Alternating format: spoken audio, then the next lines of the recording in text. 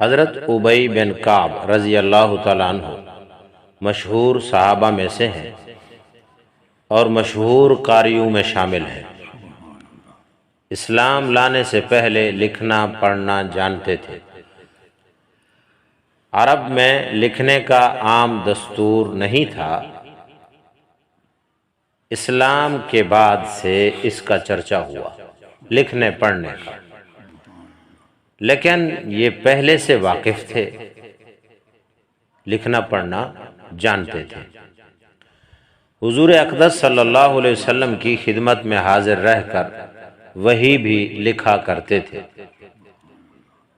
قرآن شریف کے بڑے ماہر تھے اور ان لوگوں میں سے تھے جنہوں نے حضور اکرم صلی اللہ علیہ وسلم کی زندگی ہی میں تمام قرآن پاک حفظ کر لیا تھا۔ حضور اکرم صلی اللہ علیہ وسلم کا ارشاد ہے، میری امت کے بڑے قاری ابی بن کعب رضی اللہ تعالی عنہ ہیں۔ تہجد میں 8 راتوں میں قرآن پاک ختم کرنے کا ان کا معمول اور اہتمام تھا۔ ایک مرتبہ حضور پاک صلی اللہ علیہ وسلم نے ارشاد فرمایا، اللہ تعالیٰ نے مجھے ارشاد فرمایا کہ تمہیں قرآن سناؤں۔ عرض کیا، یا رسول اللہ، اللہ تعالیٰ نے میرا نام لے کر کہا ہے؟ حضور پاک صلی اللہ علیہ وسلم نے فرمایا، ہاں، تیرا نام لے کر کہا ہے۔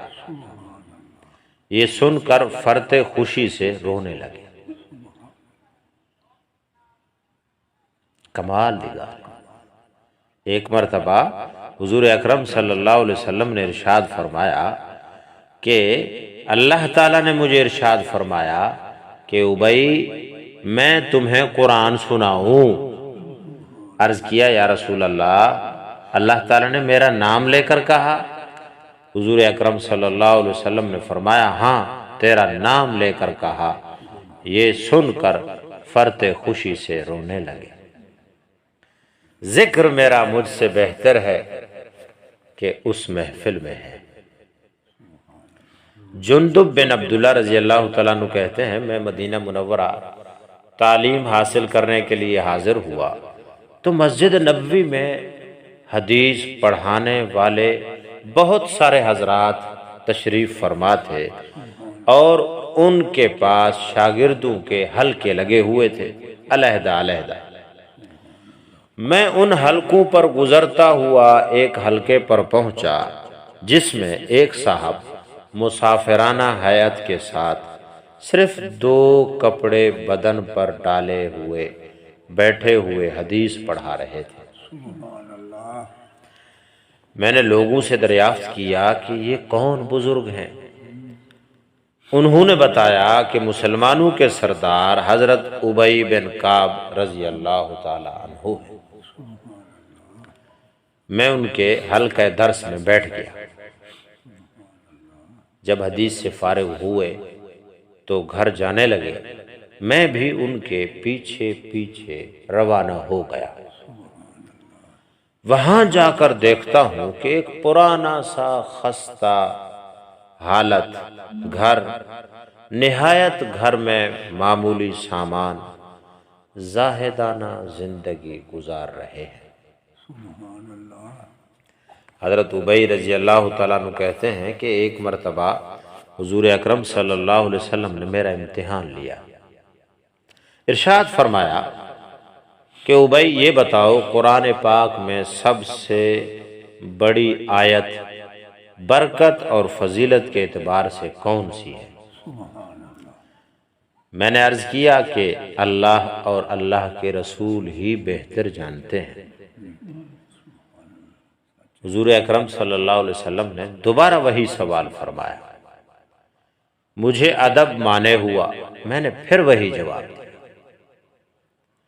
تیسری مرتبہ پھر حضور اکرم صلی اللہ علیہ وسلم نے فرمایا تو میں نے عرض کیا آیت الکرسی۔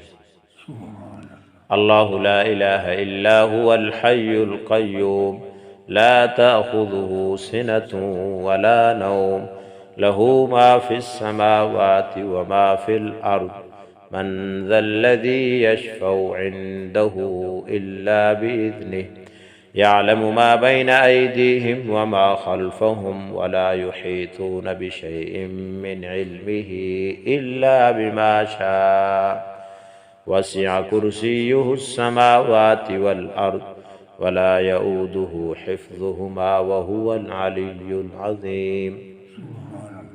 جو شخص آیت الکرسی کو ہر فرض نماز کے بعد پڑھے گا مرتے ہی جنت میں داخل ہوگا۔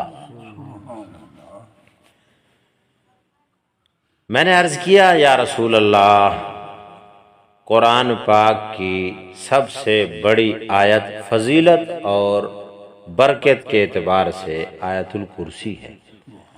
حضور علیہ السلام خوش ہوئے اور فرمایا اللہ تجھے تیرا علم مبارک کرے، اللہ تجھے تیرا علم مبارک کرے۔